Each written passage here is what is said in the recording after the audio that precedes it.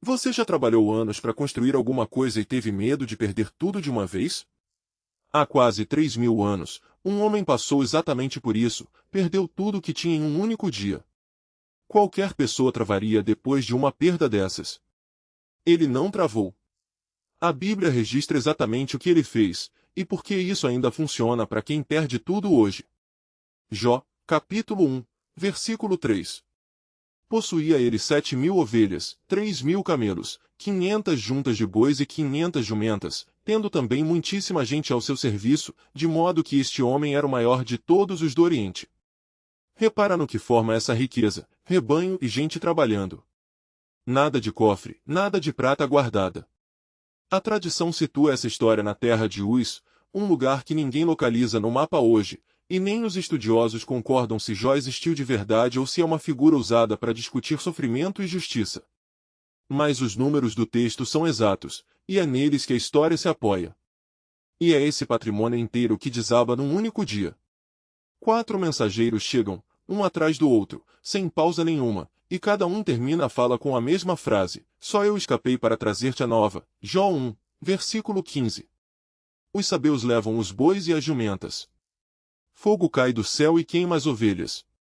Os caldeus levam os camelos. E um vento derruba a casa onde os 10 filhos de Jó estavam reunidos. Ninguém sobrevive. Diante de uma perda dessas, o instinto normal é travar. O que Jó faz a seguir não é isso. Você já deve conhecer alguém assim, ou já ouviu essa história de segunda mão: um comerciante que construiu o negócio a vida inteira, loja, estoque, uma equipe que virou quase família. Numa madrugada só, um incêndio leva tudo. Não sobra estoque, não sobra estrutura, só as paredes enegrecidas e o cheiro de fumaça. É o tipo de perda que faz qualquer pessoa travar, fechar a porta, sumir da própria vida, esperar alguém, ou alguma coisa, decidir por ela. Se fosse com você, o que você faria nas primeiras 24 horas depois de uma perda dessas? Travava, ou continuava tomando decisão? Pensa na Ana. Ela tinha uma reserva de 12.000 reais e um pequeno negócio de encomendas. Um imprevisto, clientes que não pagaram, mais uma emergência médica na família, come a reserva inteira em 3 meses. Sobra zero na conta. Fácil travar aqui. Mas o que Ana fazenda nas próximas 24 horas muda tudo.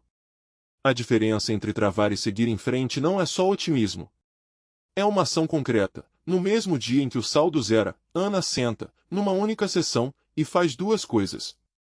Primeiro, escreve exatamente o que ainda tem, não o que perdeu.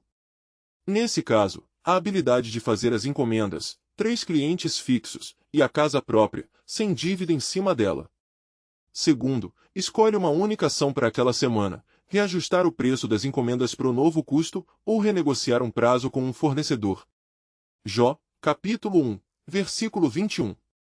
No saí do ventre de minha mãe, e no tornarei para lá. O Senhor deu, e o Senhor tirou, bendito seja o nome do Senhor. Presta atenção no que essa frase não é. Não é que ele desistiu. Não é que ele fingiu que estava tudo bem. É alguém que aceita que a perda é real, e continua de pé.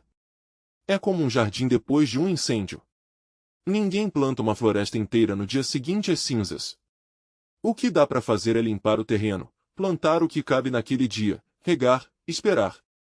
A mata que existia antes não volta de uma vez, ela se reconstitui aos poucos, muda por muda, e só anos depois alguém olha para o lugar e reconhece a floresta de novo. Só que aceitar a perda não é o mesmo que ficar parado esperando. Jó faz o equivalente disso com a própria vida: continua presente, continua discutindo, questionando, decidindo. Ele não tenta repor o patrimônio inteiro num gesto só. Ele continua sendo a pessoa que cuida do que sobrou. Guarda essa ideia, porque é bem aqui que a maioria confunde a história. O verso que todo mundo repete é o de mais tarde: o Senhor deu a Jó o dobro do que antes possuía, 14.000 ovelhas, 6.000 camelos, 1.000 juntas de bois e 1.000 jumentas. Jó 42, versículo 12, exatamente o dobro de cada coisa que ele tinha antes. Mas a parte que muda tudo vem agora. Só que o texto é claro sobre a ordem dos fatos. Isso só acontece depois de um período longo. O livro inteiro é feito de dezenas de capítulos de sofrimento e conversa, e depois de Jó orar pelos próprios amigos. Quem dobra o patrimônio, segundo o texto, é o Senhor. Não tem decisão de investimento. Não tem estratégia de negócio. Não tem nenhum passo a passo que já tenha seguido. Até os presentes que ele ganha no final, uma peça de dinheiro e um pendente de ouro de cada parente, aparecem só ali, como gesto de carinho, não como explicação da riqueza. Então a lição seria: sofra bastante, ore direito, e espera Deus dobrar o seu dinheiro? Não é isso que o texto sustenta. Jó, capítulo 42, versículo 10. O Senhor, pois, virou o cativeiro de Jó, quando este orava pelos seus amigos, e o Senhor deu a Jó o dobro do que antes possuía. O texto acredita essa virada a um ato do Senhor, não a uma fórmula que dá para copiar. O que sobra para você usar essa semana não é como dobrar patrimônio.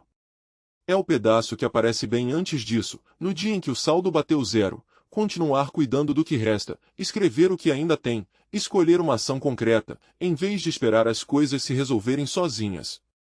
Se esse vídeo mudou como você vê um recomeço, deixa o like. Comenta aqui embaixo recomeço se você já teve que reconstruir alguma coisa do zero. E se quer mais sabedoria antiga aplicada ao seu dinheiro de hoje, se inscreve no canal. Que Deus abençoe a sua vida financeira.